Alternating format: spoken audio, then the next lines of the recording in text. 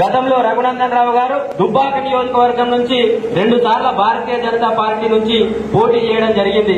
ప్రజలు ఆశీర్వదించకుండా అక్కడ ఏదో ప్రలోభాలకు గురయో లేకపోతే ఇంకోటి అనుకునో అక్కడ ఓడిపోయినప్పటికీ కూడా ఓడిపోయినటువంటి అభ్యర్థులు చాలా మంది ప్రజలలో కనిపించరు. ఇంకా చాలా మంది పారిపోతారు, సమస్యలను చూసి భయపడి పారిపోతారు, అధికార పార్టీ నాయకులను చూసి భయపడి పారిపోతారు. కానీ 2014లో ఓడిపోయిన తెల్లారి రిజల్ట్ వచ్చిన తెల్లారి మేమందరం అయ్యో అన్న ఓడిపోయింది కదా పరామర్శించుదామని చెప్పేసి మేము కారు తీసుకుని దుబ్బాక నియోజకవర్గం నుంచి హైదరాబాద్ బయలుదేరితే మాకంటే ముందే పట్టణ చెరువు నుంచి ఆయన వచ్చి దుబ్బాకల ప్రజలతో కలుసుకుంటా ప్రజల సమస్యల మీద ఏం భయపడకుర్రి, కష్టమైన సుఖమైన నేను ప్రజలతోటే ఉంటా, ప్రజల కష్ట సుఖాలలో నేను కూడా పాల్పంచుకుంటా, ఇక్కడనే దుబ్బాక నియోజకవర్గంలో ఉండి ఓడిపోయినా కూడా మీ పక్షాన ఉండి మీ సమస్యల మీద పోరాటం చేస్తా అని చెప్పేసి రాయపోల్లో దళితులు ఇల్లు కోల్పోతే ఇల్లు కట్టిస్తామని ఎమ్మెల్యే మాయమాట అని చెప్పి ఇల్లు కొలగొడితే దళితుల కోసం కొట్లాడినటువంటి వ్యక్తి రఘునందన్ రావు గారు.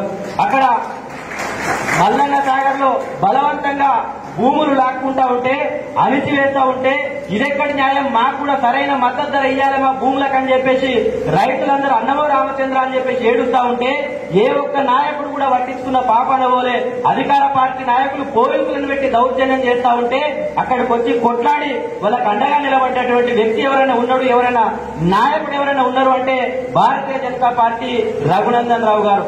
ఆ పక్కనే ఉన్నటువంటి మాకన్పల్లి దగ్గర ఎటిరో డ్రగ్స్ అనేటువంటి ఒక కెమికల్ ఫ్యాక్టరీ వచ్చి ఇక్కడ ప్రజల జీవితాలను మొత్తం అస్తవ్యస్తం చేయడం కోసం, వాళ్ళని సర్వనాశనం చేయడం కోసం రియల్ ఎస్టేట్ వ్యాపారులతో చేయగలిపి అక్కడ భూములు కొనుక్కొని అక్కడ ప్రమాదకరమైనటువంటి ఒక కెమికల్ ఫ్యాక్టరీని నిర్మించబోతా ఉంటే అక్కడ ఉన్నటువంటి ప్రజలందరినీ కూడా ఏకం చేసి కలెక్టర్లను ఎదిరించి పోలీసులను ఎదిరించి టెంట్ గుంజి కుర్చీలు ఎరగొట్టి ఆ ఎటిరో డ్రగ్స్ ను మన పరిసర ప్రాంతాల నుంచి మన జిల్లా నుంచి తరిమి కొట్టినటువంటి వ్యక్తి, ప్రజలకు అండగా నిలబడినటువంటి వ్యక్తి నాయకుడు ఎవరైనా ఉన్నారు అంటే అది రఘునందన్ రావు గారు.